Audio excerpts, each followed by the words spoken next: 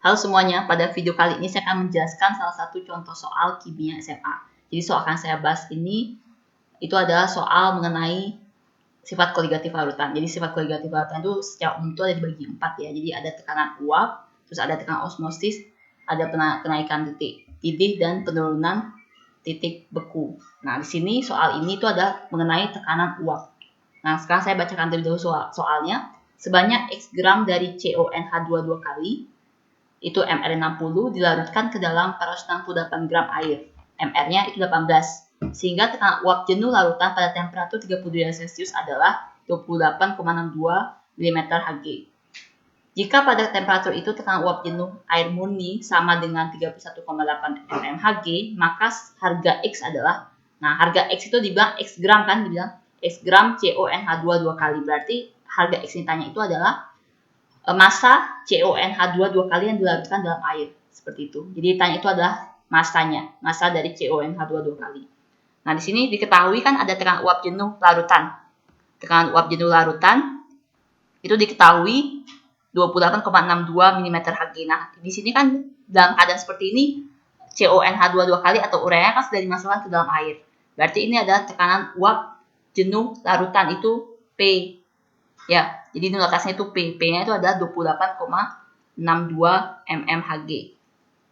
Nah, sedangkan dibilang jika pada temperatur itu tekanan uap jenuh air murni. Nah, tekanan uap jenuh air murni itu berarti dia tanpa adanya zat terlarutnya. Jadi nggak ada urea yang dilarutkan. Nah, tekanan uap air itu sendiri itu harganya 31,8 mm Hg. Itu adalah P0. Ya, jadi P0 itu adalah tekanan uap jenuh pelarut yang belum ada zat terlarutnya, seperti itu ya. Nah, pada kasus ini kan dilarutkan dalam air, berarti P0 itu adalah tekanan uap jenuh air murni. Jadi P0 itu adalah 31,8 mm Hg. Ya. Nah, kita harus tahu rumus hubungan antara P sama P0. Ya, jadi sebenarnya ini ada dua rumus ya. Jadi delta P itu sama dengan P0 kali XT, dan ada juga P sama dengan P0 dikali dengan XP. Ya, delta P ini ada perubahannya ya. Delta P ini perubahannya, P0 itu tadi saya sudah jelaskan sebelumnya, tekanan uap jenuh pelarutnya. Ya, XT ini itu adalah fraksi mol terlarutnya, zat terlarut. Dan XP itu adalah fraksi mol zat pelarutnya. Oke? Nah, kalian boleh menggunakan kedua rumus ini, pasti hasilnya sama saja.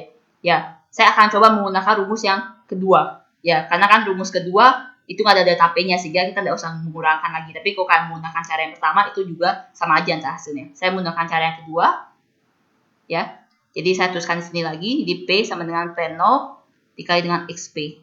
Ya, jadi P-nya itu adalah 28,62 sama dengan P0 itu 31,8 dikali XP. Nah, ini kan fraksi mol pelarut kan. Kalau fraksi mol pelarut berarti mol pelarut dibagi dengan mol total gitu. Kalau XT itu mol terlarut dibagi dengan mol total gitu. Mol totalnya itu adalah mol dari zat terlarut ditambah mol pelarutnya ya. Jadi kalau misalkan dia XP berarti NP per NT tambah NP. Ya, dalam hal ini NP-nya itu adalah mol dari H2O ya, karena kan yang pelarutnya kan air. Dan NT-nya karena dia yang dilarutkan itu adalah ureanya, berarti NT itu adalah mol dari CONH2 dua kali. Ya. Nah, di sini kita mencari molnya ya. Karena kan ditanya kan X gram, ditanya itu adalah masanya. Berarti kita cari dulu mol dari CONH2 dua kali.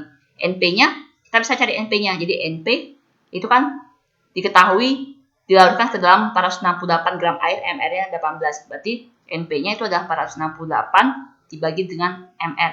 Ya, ingat-ingat lagi rumus pada konsep mol. Jadi kalau misalkan diketahui massa, ditanya mol, itu adalah massa dibagi dengan MR atau R. Jadi hasilnya adalah 26 mol. Ya, jadi dimasukkan NP-nya itu 26. Jadi 28,62 sama dengan 31,8 dikali 26 per NT tambah 26. Seperti itu. Ya, ini saya bagi. Jadi 28,62 dibagi dengan 31,8. Itu hasilnya 0,9. Ya, ini tetap 26 per NT plus 26. Ini kita kalikan silang ya. Jadi NT plus 26-nya itu pindah ke kiri, jadinya dikali. Jadi 0,9 kali NT itu 0,9 NT. 0,9 ditambah dikali dengan 26 itu adalah 23,4. Itu sama dengan 26. Sehingga 0,9 NT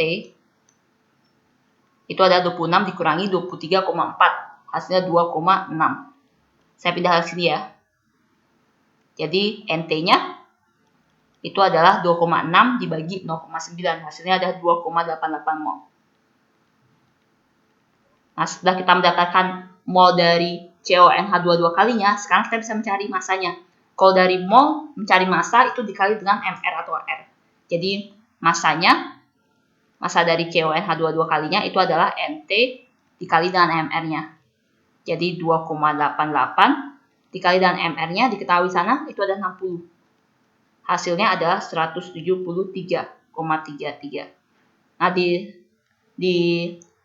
pilihan itu kan yang paling mendekati itu adalah 173 gram. Jadi kita perbulatkan ke bawah jadi 173 gram. Sehingga hasil untuk soal ini itu adalah yang B.